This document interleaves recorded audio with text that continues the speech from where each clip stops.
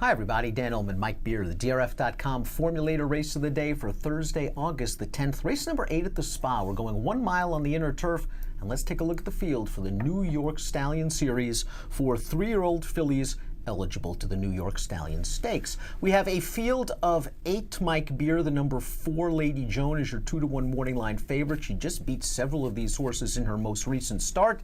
Head on over to the Race of the Day event page on DRF.com. Download free Formulator past performances and handicap along with us as we take the field in post position order. One of the horses that she beat down towards the rail, Paz the Bourbon, she was the beaten favorite in that race. She ended up prompting that pace in between horses on the turn. She was involved throughout, and she finished evenly. I think you're more of a fan of her than me. Yeah, I'm surprised that you don't like her that much. I mean, I thought that she ran fine off the layoff, going 6 furlongs. Epping Forest, who won that race, is a pretty good New York-bred turf sprinter, especially.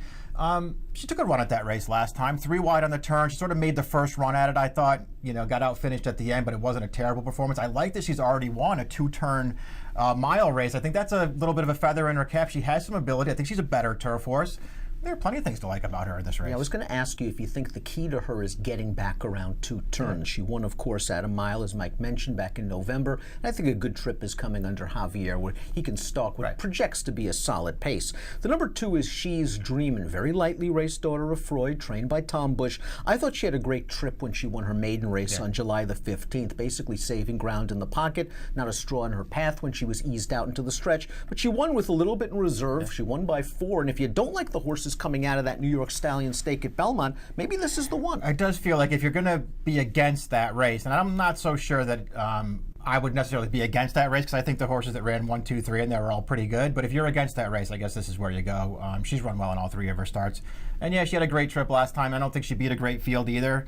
She won it pretty impressively, though. Emiliana's Hope, the number 3, got off the schneid 2 starts back, winning her maiden in start number 10, but she needed to drop into the $40,000 stake-bred maiden selling ranks to do it. Sort of an even performance first against winners. She seems to improve. Yeah, she needs to improve a lot. What she has going for her is her trainer, Dave Donk.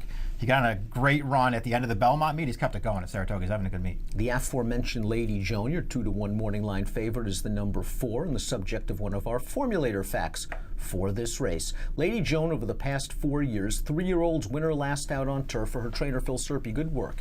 27% to 450 ROI. This indicates Serpy can get them sharp and keep them sharp. And again, she beat 4 of these last time out. She was up and on that pace in between horses. She was solid in the stretch. How do you think she'll handle the distance? Is it a negative stretching out for her? I don't know if it is or not. I'm going to say that it's not a negative, but you never know, I guess, until they show that they can do it. The only time they tried to go long with her last year as a 2-year-old, which came off of 2 really good efforts sprinting, was in the P.G. Johnson against horses that are way better there. She didn't even run that poorly in that race. So I'm assuming the distance is fine for her. She's run really well in her first 2 starts this year as a 3-year-old.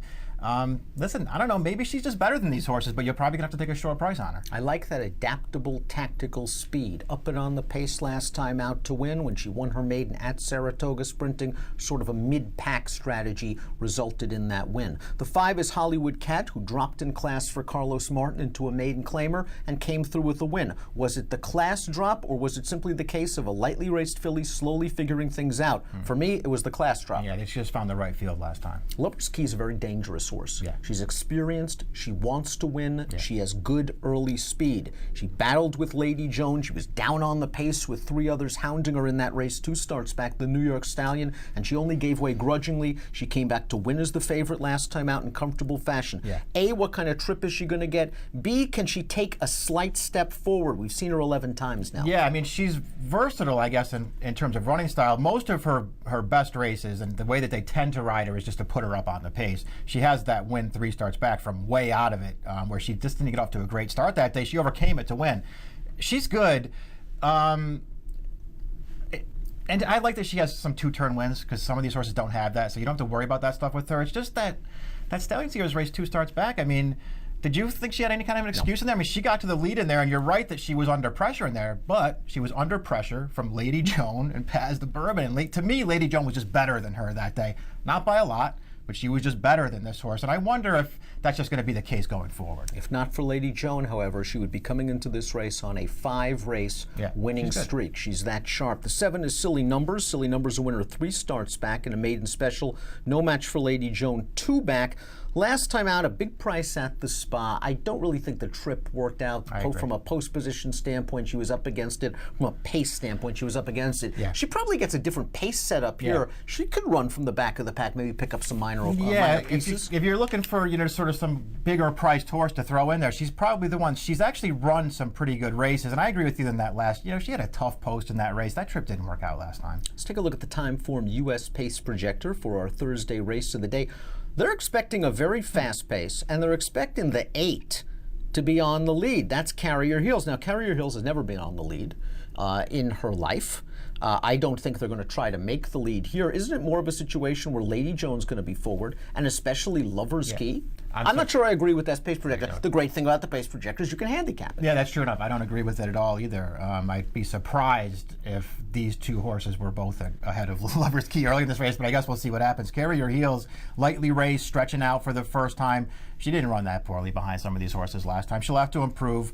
I think she can do it. I don't think she'll be on the lead on a fast pace in this race. I don't agree with the short comment to the last race behind Wall. I don't either. I thought Angel Arroyo gave this filly a beautiful ride, finding the inside and the pocket on the turn after being outside on the backstretch. He gave this horse every chance to win. She was a little bit even, but it was a good step forward for a lightly raced horse. Another forward move puts her in the picture, and I don't think I have to worry about the Timeform U.S. pace projector getting cooked on a fast pace. I think she sits in stalking gear. The only way that she's on the lead in this race is if it's not a fast pace. I just don't see her, going fast early on the lead in this race. I sort of feel like you're going to see the 6 on the front here. Let's take a look at our top selections for race number 8 at the Spa on Thursday. We're both going with Lady Joan, and I think the case you made for her on the stretch out's good. The P.G. Johnson she was in way too tough. She wasn't embarrassed in her lone route appearance that afternoon, and it also preceded a long layoff, so something might have gone wrong. I like the progression. I like that Serpy has taken his time with her, and I don't believe that pace near her. I think she's going to sit a very good trip. Yeah, that's been sort of her calling card anyway. She has really nice tactical speed, and I'm